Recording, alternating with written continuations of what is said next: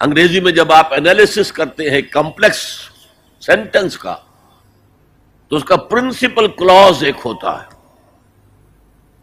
Principal close کیا ہے؟ ان الانسان لفی خسر.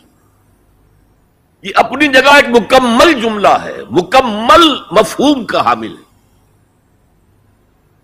اگرچہ پہلی آیت بھی اسی کے ساتھ جڑ جائے گی، تیسری بھی جڑ جائے گی، اور یہ تینوں مل کر بھی ایک جملہ بنتے ہیں.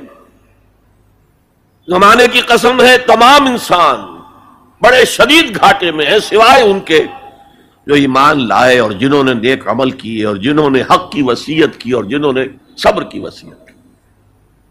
اب ذرا اس جملے کو اپنے ذہن اور شعور کی سطح پر لکھ لیجئے یا لوح قلب پر کندہ کر لیجئے.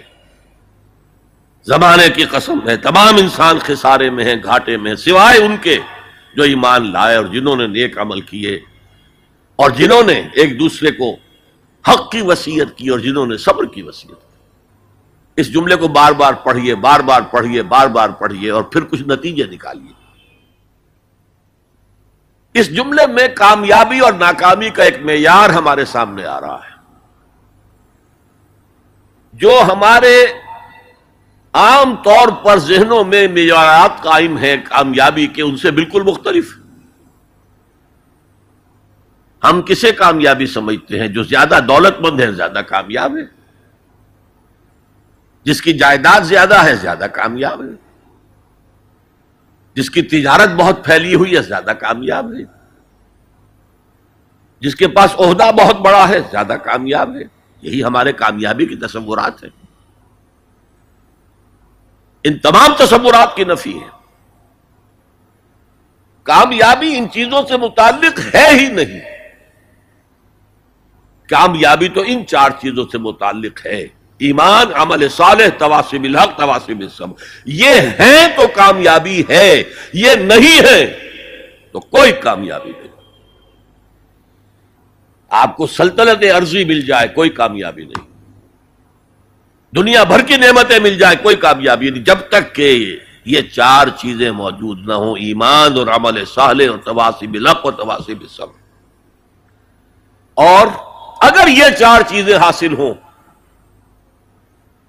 تو چاہے کوئی آپ کو جانتا بھی نہ ہو، چاہے آپ کسی کٹیا میں رہتے ہو، کوئی محل نہ ہو آپ کے پاس، چاہے آپ کو روکھی سوکھی بھی مشکل سے ملتی ہو، آپ کامیاب ہیں. یہ ذہن میں رکھیے. معیار جب تک ہمارا یہ نہیں بنے گا ہم اسلام کے راستے پہ چل ہی نہیں سکتے. اس لیے کہ انسان جو بھاگ دوڑ کرتا ہے، جو سعی کرتا ہے، دن رات محنت کرتا ہے، راتوں کو سوچتا ہے، پلاننگ کرتا ہے، وہ کامیابی کے حصول کے لیے. اگر کامیابی کے یہ تصورات ہیں تو انہی کے لیے بھاگ دوڑ کرے، دنیا میں گم ہو جائے گا. جیسے اقبال نے کہا کہ کافر کی یہ پہچان کہ آفاق میں گم ہے، اور مومن کی یہ پہچان کہ گم اس میں ہے آفاق. یہ معیار ہے در حقیقت، جیسے کہ حضور نے فرمایا صلی اللہ علیہ وسلم کہ بہت سے لوگ ایسے بھی ہوتے ہیں جو اگر کسی محفل میں جانا چاہیں تو بار نہ پا سکے، انہیں اجازت ہی نہ ملے. اگر وہ کہیں رشتہ کرنا چاہے تو کوئی انہیں رشتہ نہ دے. لیکن اللہ کی نگاہ میں ان کا وہ مقام ہوتا ہے کہ اگر وہ بھولے سے کسی بات پر قسم کھا لیں تب بھی اللہ ان کی قسم کی لاج رکھتا ہے. آپ سوچئے ابو ہریرہ کا کیا مقام تھا، ابو ذر کا کیا مقام تھا. حضور فرماتے ہیں صلی اللہ علیہ وسلم: من کان یسرہ ان ینظر الی زہد عیسیٰ فلینظر الی صاحب ابی ذر. جس شخص کو اس سے خوشی حاصل ہوتی ہو کہ حضرت عیسیٰ کا زہد اپنی آنکھوں سے دیکھے تو میرے اس ساتھی، میرے اس دوست ابو ذر کو دیکھ لے. یہ لوگ ہیں کامیاب ترین. حضرت علی کی جب شادی ہو رہی تھی حضرت فاطمہ سے رضی اللہ تعالی عنہما، ان کے پاس کوئی مکان نہیں تھا. ایک انصاری صحابی نے ایک حجرہ دیا ہے جس میں کہ وداع ہو کر حضرت فاطمہ گئی. کوئی گھر نہیں تھا، فقراء صحابہ میں سے تھے. مہر دینے کے لیے کچھ نہیں تھا. حضور نے پوچھا کچھ ہے علی تمہارے پاس مہر دینے کے لیے؟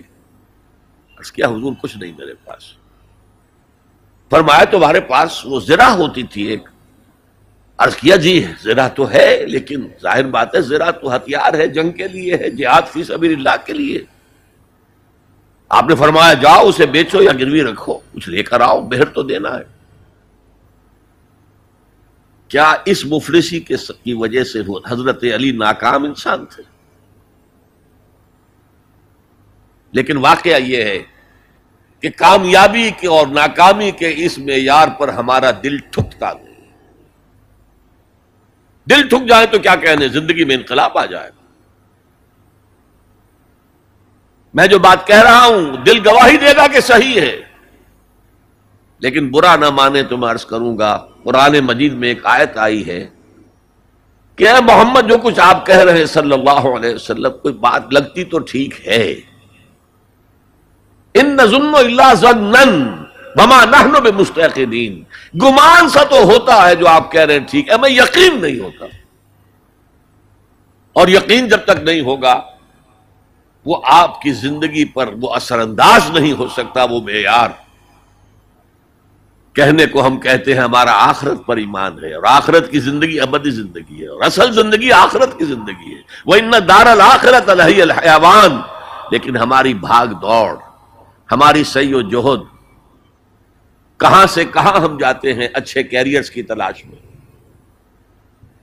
اور ایک ملک کے اندر بھی ادھر جاؤ ادھر جاؤ، ادھر جا کر کوئی تلاش کرو، ملک سے باہر بھی عرب ممالک میں جاؤ، یو اے ای میں جاؤ، امریکہ میں جاؤ، اور کتنی خبریں آتی، کتنے لوگ مرتے ہیں انلیگل امیگریشن کی وجہ سے. پورے جہاز ڈوب جاتے ہیں.